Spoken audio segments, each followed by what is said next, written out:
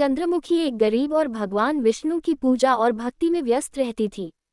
चंद्रमुखी का जीवन बहुत कठिन था, लेकिन उसने कभी भी भगवान विष्णु की भक्ति में कमी नहीं की।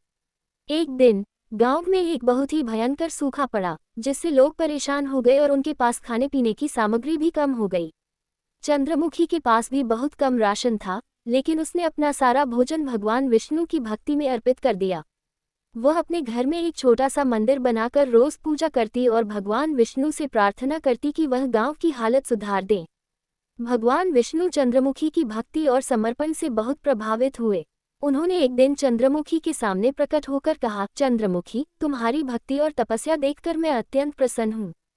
तुम्हारी कठिनाइयों को दूर करने के लिए मैं तुम्हारी मदद करूंगा। फिर भगवान विष्णु ने चंद्रमुखी को एक दिव्य फल दिया और कहा, ये फल तुम्हारी सभी समस्याओं का समाधान करेगा। चंद्रमुखी ने वह फल भगवान विष्णु की भक्ति में अर्पित कर दिया और इसके बाद गांव में एक अद्भुत चमत्कार हुआ। वहां अचानक से पर्याप्त वर्षा होने लगी और गांव की सूखी भूमि हरी भरी हो गई। चंद्रमुखी की भक्ति ने न केवल उसके अपने जीवन को सुधारा बल्कि पूरे गांव की स्थिति को भी बदल दिया।